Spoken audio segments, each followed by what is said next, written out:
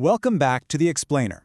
Okay, today we are breaking down a truly massive clash on the global stage. We're looking at the FIFA World Cup 2026 Group C matchup. It's Brazil versus Morocco. Honestly, if you love high-stakes international football, this is exactly the kind of match you immediately circle on your calendar. Right, so let's dive into this overarching narrative because it's a fascinating one. On one hand, you've got the historical titans, right? The absolute tournament favorites stepping onto the pitch with the weight of the world on their shoulders. And on the other hand, you have a squad that has proven time and time again that reputation literally means nothing once that whistle blows. So, the big question, can the Giant Killers step up and take down the favorites on the biggest stage of them all? Section 1. The stage, Brazil versus Morocco. Now, what's really interesting about this matchup is the dynamic. Brazil enters this group as the undeniable tournament favorites. They possess this established, world-class attacking power, backed up by just incredible squad depth. But contrasting that, you have Morocco. They're the modern disruptors. They bring immense quality and a proven track record of executing monumental tournament shocks.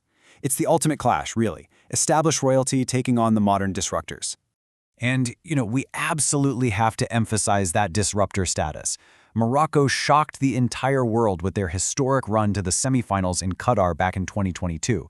They have massive momentum, and they've shown us they do not fear those famous yellow jerseys. They've got the quality and, crucially, the tactical discipline to challenge absolutely anyone on the planet. Section 2. The micro-duel. Vini versus Hakimi. Okay, so here's where it gets really good. This brilliantly illustrates how this whole game will likely be won or lost.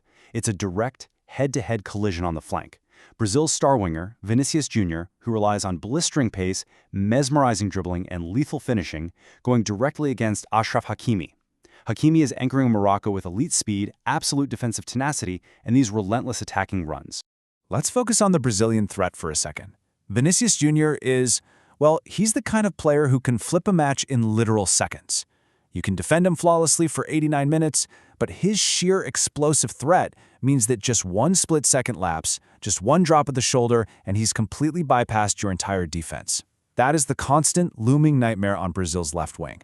But waiting for him is Hakimi, undeniably one of world football's most dangerous fullbacks. What makes this specific matchup so fascinating is the tactical chess match it creates. Hakimi has the pace to actually track Vini, sure, but his aggressive overlapping runs are going to force the Brazilian to expend crucial energy tracking back on defense. Honestly, whoever dictates the territory on this specific flank, they're probably going to dictate the rhythm of the entire match. Section 3. The verdict. Final prediction. Let's move to the ultimate outcome here. Who actually takes the win?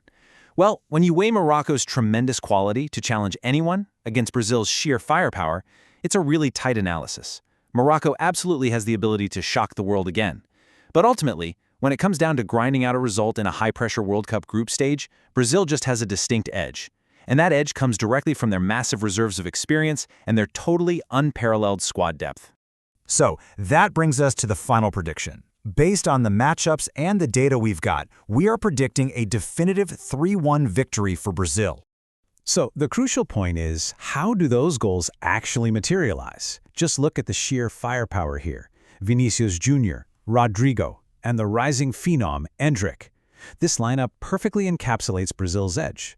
Even if Morocco's defense manages to miraculously contain one threat for parts of the game, Brazil just has way too many waves of world-class attacking power to keep quiet for a full 90 minutes.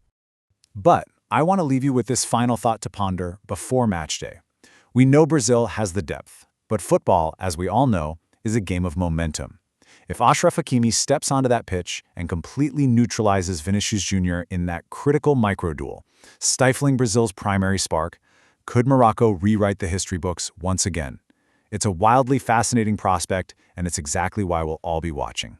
Thank you so much for joining me for this explainer, and I'll catch you in the next one.